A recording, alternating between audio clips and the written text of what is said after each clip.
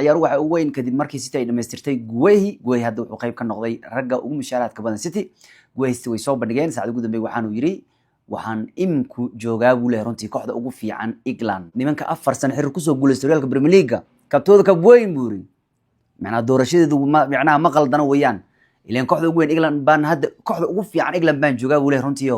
Guehi heshiiskiisa ugu beeri wuxuu ka dhigayaa ciyaari mushaaraad fiican ninka ku yimaaday inkastoo lacag yar ku soo heleen kooxdan qadaadici yar heshay asagana mushaaraad waali oo uu ka heli lahayn kooxuhu kale haduu free noqon lahaa buu Man City ka helay. heshiiska haduu City ugu wareegay wuxuu ku noqday ciyaaryahan galaad ugu mushaarka badan Man City ku noqday kali waxa ka badan Haaland oo 525 isbuuci qaata. Guehi wuxuu qaatay 300 isbuuci. Bernardo Silva waxa ka dambeeyay bixi kara laga yaabo 300 busna qaata. Umar Marmoush wareema ciyaarada darku mushaarka badan uu ka mid yahay. Stones Hospital isna day Dan Roma ayaa ku sii xiga. Ruben Dias, Renders iyo Foden iyo 200 weeyaan. Gvardiol iyo 100 waxa weeyaan Cherki iyo Ake iyo Samanio iyo 100 ka badan waxa weeyaan Savinio iyo 100 hata isbuuci ma soo gaarin ya Nuri 120 weeyaan weynka weeyaan Rick Lewis iyo 25 la siiyay ilmo yar waa isbuuci ilmo mushaaraadkooda 25 isbuuci oo Pep Guardiola garoonku ku soo gelina maalinka cunugaas gaaban joogo waa halis moogtahay laakiin minku waxa u soo laabanaya ninka la yiraahdo Nunes ba u soo laabanaya Nunes oo meesha lagu jacburay Nunes hatta isaga bariga aan Wolves ku daawan jirnin qaddex buu ahaan jiray wuxuu Pep Guardiola kan koo qaddex ku fiican maane dambeed midig meel aan ahayn mu hayo hadda dambeedkii midig waxa loogu booy gaabku waa dhaama cunuga gaaban ibtilo ishar ku muuqanaysa maalintu ciyaaraya cunugaas gaaban ka war Nunes uu soo laabanaya ciyaarta isbuuca dambe Manchester Derby wuxuu ku seegay hargab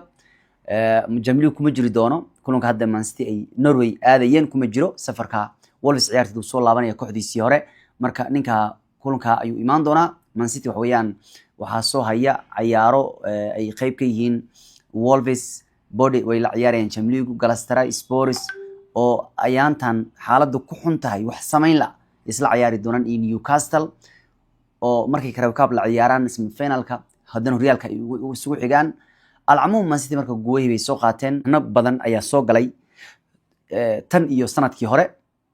hadana natiijadu waa iska sidii marka waxana warka soo galay uu yahay isagoo Pep Guardiola Saudi may qaatay Guehi hadana waxa laga baqayaa laba mid laga inuu Pep iscasili doono in Man City ay raacdayn doonto maalidu wuxuu yiri ma taqaana hadda guuleysanayso yiri ma lagu raacdaynayo natiijadu ayaa tababarayaasha yani go'aamisan kooxdu sii joogaan waxa la sababta aad waqti dheer Man City joogto maxay tahay wuxuu wax kala maanu result Man City ku joogo macna markaas waxa la weydiiyay hadda la gooyada result ma haysid waa ka taal Pep Guardiola حاجه la soo dhaaf wax maadan qaban balri macna Man City iga boodsiyo koox kale iga boodin lahayn laakiin hadda Richard Case oo kamid ah falanqayaasha ugu weyn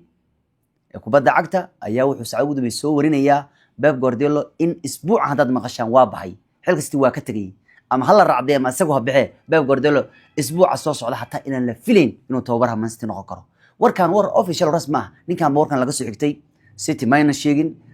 qoliyaha kale warkooda lagu kalsoomay inuu sheegin ninkan waa falanqeeyo weyn waa nin la ixtiraamo wuxuu qabaa in maalmaha soo aadan Pep Guardiola shaqada Man City uu faarajin doono ila ninkan natiijadu ayaa aad ugu xun ninkan muxuu yiri macallimiinta natiijada ku joogan hada ninkan natiijadiis ma fiicna Pep Guardiola waa dala dhacaya City wuxuu u baahan tahay nin gaajeysan bay u baahan tahay u guuleysta si kasto hadii jawaan ciyaaraan lagu keenay lama rabo mugta qofka haduu kalsooni ku jabto uu leeyahay aniga Sheikh Mansour ma raacdeynay macquul ma waa in ninka la kulayn kara Pep Guardiola waa legend la isma hayo laakiin maqaarka legend kama jiro maalintii kugu xumaatay baasho lagu raacdeynaya macna meel ka dhacda adduunka ma jirto ninkan waa noo soo shaqeeyay saaro noo soo qaaday dadka 15 Champions League wax ka daldalay jidka lagu diro macna Madrid marka adduunka kama jirto macna ninkan legend waay qajajac no Pep Guardiola hore uu ahaa laacib maxaa had saamaxaawano wixii hore waa wixii tagay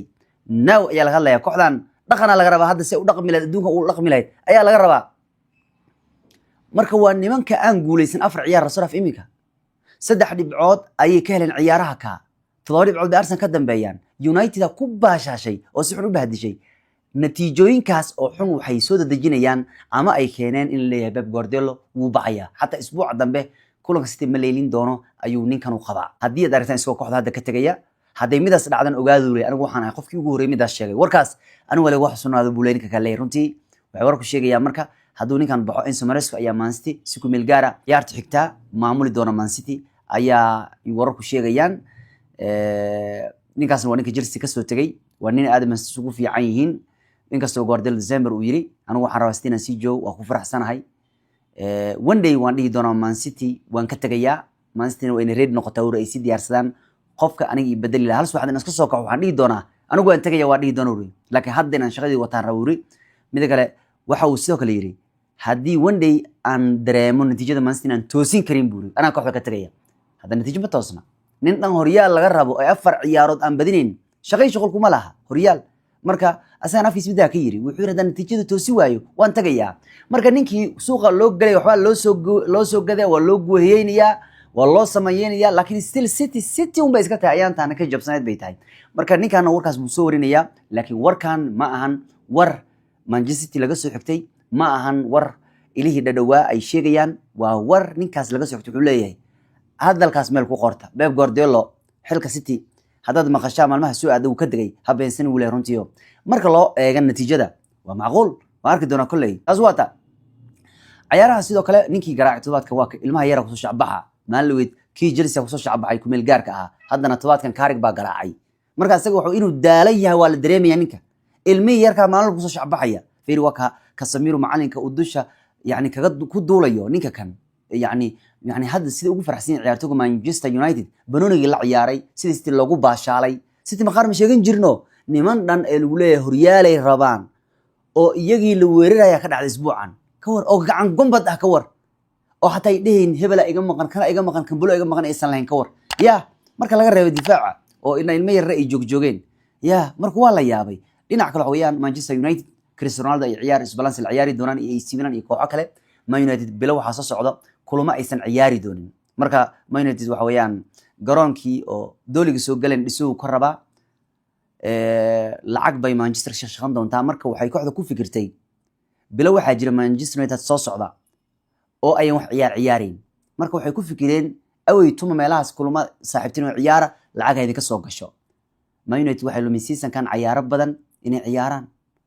waa markii ugu xumeed Manchester United weeyaan runtii la arkayo season in ay ciyaaraan kulama gaaray 40 ciyaarood waa wax aan dhicin 112 san la soo dhaafay season dhan Man United 40 ciyaarto kulan kooxuhu waxay ciyaaraan 60 70 kulan 8 kulan la ciyaara macnaheedu taas waxa keenaysa tartamada udil oo kooxuhu ka qayb galayaan marka reeba kaabalaada mareef kaabalaada marjam liigal aada macnaha nimankan waxay haystaan malaha tartamada way ka soo hareen inta kulan season kan horyal ka harsan ba Man United u harsan marka 40 ciyaarood waa tirada ugu yareed marka Man United marka waxay waayaysaa kulama badan in gurigooda ku ciyaarto hoonkooda lacag badan bay ka helayeen bergame ay ka helayeen Man United gurigooda uu yaraan lacag dhan 5 milyan bay ka helayeen marka kulama yar marka oo gurigaaga lacagtu way yaraanaysaa marka Man United marka waxay ku fikirayaan inay ciyaar saaxiibtimo ay tumaan oo xataa Cristiano Ronaldo ay ka hor yimaadaan 13 maalmood oo free bay haystaan February 10 maalmood free waxay haystaan bisha Maarso marka kooxuhu ay tartamada ka kula mashquulsan yihiin Man United waxay yiraahdeen intaan iska fadhin lahayn war lacag aan shaqayno aan kulun baashal hataa ciyaarno si lacag aan meesha u helna yiraahdeen Man United iminku waxay qorshe yani heshiis kula jiraan ama ay la hadlayaan Sacuudiga waxay rabaan inay Cristiano Ronaldo iyo tartanka Riyadh Cup ay la ciyaaraan Cristiano Ronaldo iyo kooxaha Sacuudiga la ciyaaraan bay doonayaan meesh la ceeb leh ka soo hooynina Sacuudigan koox ibtilaa joogday Manchester City la soo garaacay koobka adduunka lagu garaacay ya marka waxa weeyaan waa nimankii nasan waayay si kala soo dhaaf nimankan horyaalka dhamaadaya maalinta xigtay Malaysia guuldar u doonteen yab arwaan nimankan nasta la kirlaa ka war waa baxay guuldar la doonanaya laakiin hadda Man dhaqaale meeshu doonanayaan laakiin meesha maradii kaga soo dhicin inkastoo Man darad aan aragnay waar nasriyaali xataa hilaalyaal way garaacaysaa daacadi marka Sacuudiga hadda aadayaan Man marka kulmadaas friendly liga ah halkii game friendly liga Man waxay ka soo helaysaa 10 milyan iskar samiya 3-4 ay soo tuurta kor Man 10 Man dhaqaale fiican meesha ka soo helaysaa marka Riyadh Cup ayaana jiri doona dhawaan Sacuudiga heshiis kula jira Man ila hadlayaan marka waxa suurtagal ah in kor yimaadaan kooxda Cristiano Ronaldo ee Al Nassr Ronaldo iyo Man United oo iska hor imaanaya TV-ga dhaqaale badan ba soo galaya hatta waxa macquul ah in isla ciyaaraan Man ciyaar saaxiibtinimo AC Milan Leipzig Lazio Seville in waa kooxo aan tartanka Europe ciyaarin marka Manchester United 100 milyan bay lumisay finalkii Tottenham ay la ciyaarayeen si kala soo dhaafay tartamadii kala duwanaan way ka hareen hadda Man United isku day xataa tikitka kooxda taageerayaasha ku qaaliyeen si dhaqaale fiican u helaan kuraasta la kordhiyo si kasta u waxayeen lacagtu way kordhi weysay waana sababta ku qasbaysa Man United marka bilaha soo socda hadda nagu soo food leh February March Man United inay kulama saaxiibtimo ciyaari doonto xataa ay ka hor imaan doonaan Cristiano Ronaldo taas waa taa wadan dhahayay Man United waxay ka socolaada waxa kamid ah falanqeeyaasha ciyaartoygooda hore saacad ugu dambeeyay warbaahinta Ingiriiska soo qorayeen ayaa sheegaysay in falanqayaasha sida Roy Keane iyo Gary Neville iyo gaar ahaan kuwa Man usoo ciyaari jiray ay ku soo kordhiyeen falanqaynimada waxaan ka ahayn kuma soo kordhin baa leeyahay aflagaado dadka in la caayo mooyaane wax kale oo faa'iido leh oo aqli iyo aqoon kubadda cad kuma soo kordhin baa leeyahay runtii kuwaas ahaa Mugta Man United sida ninka la yiraahdo Gary Neville iyo sida ninka la yiraahdo Roy Keane iyo qoliyo kale oo Manchester usoo ciyaari jiray wali waxa ugu daran bal ku Sky Sport u shaqeeya Sky Sport waxay noqotay meesha hadda baleyrad ugu badan laga ataago ciyaaryahanada laga weeraro waliba hadallo anshaxun halweyd Neville wuxuu ciyaaryahanada Liverpool ku yiri waayad u feeri weysay Martinelli markuu saaxiibkiin jiiday dad fara badan oo 500,000 gaarayba codeeyay waxay la hadleen qoliyaha media u qaabilsan dawladda UK hadallada anshaxa ka baxsan ku hadla ama hadallada xamaasada abuuraya ayaa lagu dacweeyay xataa marka waxa leeyahay Sky Sport iyo falanqayaashada kuwa u soo ciyaari jirayba wax aan caay ahayn kubadda cagta kuma soo kordhin ciyaartoyna pressure bay saareen marka labadan Roy Keane uu soo bilaabay falanqaynimada markuu ciyaaruhu ka ritaar garoobo kadib xataa mar wuxuu yiri intaan falanqayn ku jiri lahaa wuxuu waa Iran buri ilkeyga inaan ku dadaalo dandistaan iska tago mar walba laakiin hadda falanqayntii ayuu garaacaya tan 2019 waninka Manchester United weerar 9 ku hay United waa weerar intuu yiraahday yaa war macna United difaacidu caay ciyaartooygeedu caay tababaruhu caay war xataa kuwa fanaanada yani kuwa oo dharka qayb United u qayb u bilsan dharka ciyaartooy u qaybiya xataa macalaga cayna waa caay xataa ilmaha yaryarka United u ciyaara tiimka oo yaryarka xataa wuu caay marka waxaas wax macquul ma yahay saas falanqaynimiya macna war ilmihi xataa yariska ka faka waay يا نيفل قديسن waxa leeyahay runtii cadaalad wax uma xukmiyo waxa leeyahay dadka isku dhawaayeen sida Moyes Ole Solskjaer oo kale hatta hadaysan loo yaani kooxda koob u qaadin hatta macnaha ma afla ma gali jirin laakiin si xun buu gali jiray Ruben Amorim maalid markuu baxay wuxuu yiri war abaxo ewl dadka dad DNA ga Man United yaqaan u baahanahay buu lahaa ya marka wala isbarbardhig marka falanqayaasha Sky Sport iyo ku BBC ayaa isbarbardhig runtii waxa la ogaaday ku Sky Sports inay buuq dhaliyaan oo ciyaartooyga ay maanta dhan caayaan halka ku BBC-da la sheegay in waqtiga hawada ku jiraan si aayar oo degan oo aan buuq iyo dagaal abuureyn rag ay falanqayn ka mid yihiin Joe Hart, Wayne Rooney iyo Ashley Williams ay joogaan marka alcamu waxa leeyahay reer Manchester ya media waxay ku soo kordhiyeen ciyaartooyga marka ciyaaruhu ka fariisteen waxaan caay ahayn lagama dhaxlin baa leeyahay runtii mid kale Man United toddobaadkan weydiiday Roy Keane inuu wareysto oo Sky Sport Michael Carrick iyo Roy Keane dagaal ka dhaxeeya dagaalkaas soo bilowday 12 sano ka hor buu dagaalkaas soo bilowday kulan Man United ila ciyaarayso Olympiacos Roy Keane uu wareystay Michael Carrick uu yiri ninkan xataa Michael Carrick uu caay marka wuxuu yiri ninkan uma muuqdo xataa laga badiyay teamkiisa ya xataa xanaaq xataa kama muuqdo yiri macna markaas ay xaaska Carrick u jawaab wuxuu markaas ay xaaska Carrick u soo jawaabtay oo ninkan waxay ku dhahday Roy Keane alla maxaa tahay mid fowdiista ah oo ciyaartooyga yaani ka xanaajiya nin xun baa tahay ku tiri marka dagaalka Carrick markaas uu soo bilowday intaas kaliya kuma ekeen isbuucan intuusan Carrick kulanka Man United maamulin Roy Keane wuxuu weerar ku qaaday xaaska Carrick oo wuxuu ku tilmaamay mid af weyn marka ninkaas Michael Carrick wareysan dhigi kara marka Sky Sports waxay rabeen marka Roy Keane in uu wareysto ciyaarta ka hor Michael Carrick laakiin Man United baa diiday waxay yiraahdeen maya Michael Carrick ma wareysanayo Roy Keane bay yiraahdeen qof kale raadsada ya taas baa keentay markii dambe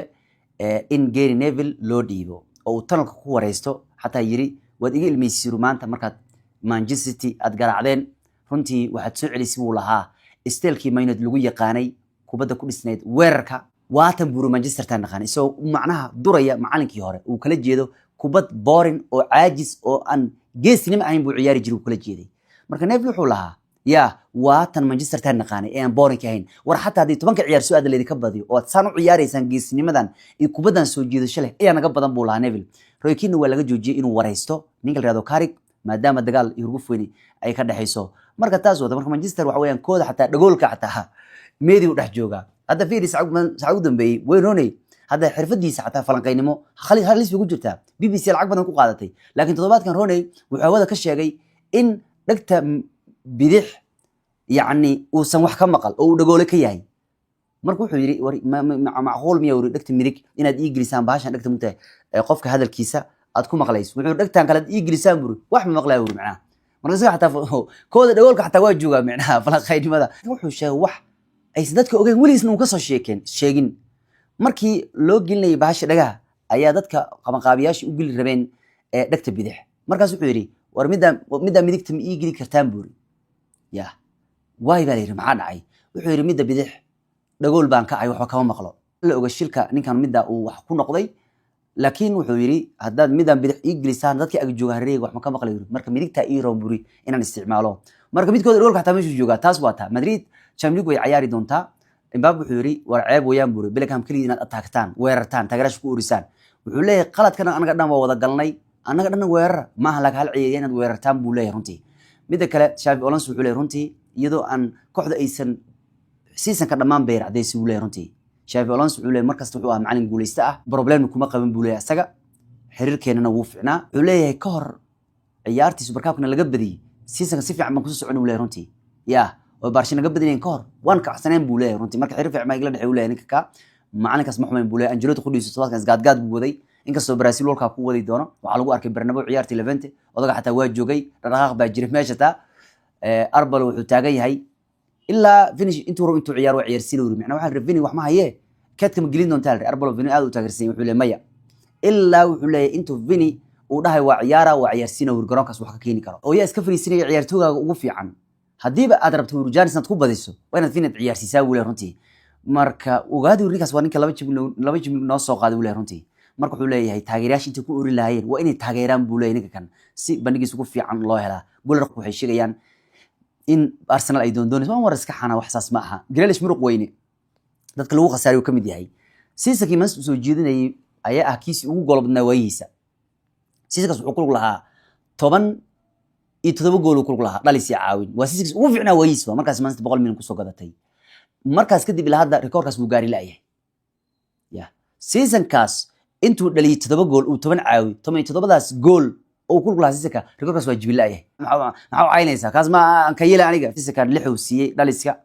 kii ku xigay 5 uu siiyay kii ku xigay 3 uu siiyay kii ku xigay 3 uu siiyay waxas nin dhan lagu soo garab dhan oo maxaa laga shansanay inta lacag lagu soo gatay manu gaarin rekoorkiisa 7 gool kii kalena dhowr iyo 7 meeyo oo waxa uu leeyahay 4 gool iyo meelaha Man City siiyay cunugii Xavi ah ya marka meeshan waxba garab lagu ma hayo marka taas waa taa kulay walaalka Timber waxa soo raacday Van Persie dagaal culus baa dhexmaray taas baa keentay Sacuudi inuu Marcel xaq u saarna aad u soo dagaalameen Van Persie wiilkiisa xataa ciyaarta gool ka dhaliyay Van Gaal wiilkiisa 2 gool buu toodkan ka dhaliyay Shuqeel inkastoo teamkiisa laga badiyay Van Gaal waa ninka meelad u soo ciyaarayay Arsenal ka tagay 2 meelad ku beeray Premier League gudum isaga ka caawiyay hada waayadan dambe tababar halkaas ku yeetay 25 Sacuudi bay Timber walaalkiisa qabteen wuxuu yiri ninkan weerar difaac midna ma laha wuri macnaha taas baana keentay ninkan in Timber walaalkiisa uu yiri ninka uu ixtiraam direeyay wuu caayay baa keentay markii ninka Timber soo bax walaalkii oo Marcel xageeda aado Giron buu xageeda maray Stergan heshiis ama ah waa series Galatasaray waxay qarku saarantay dhameystirka Long halka Fenerbahce qarku saarantay dhameystirka Kanti Turkiga yaaba ciyaaryahan weyn loo daldalanaya war asxaabtay nabadgelyo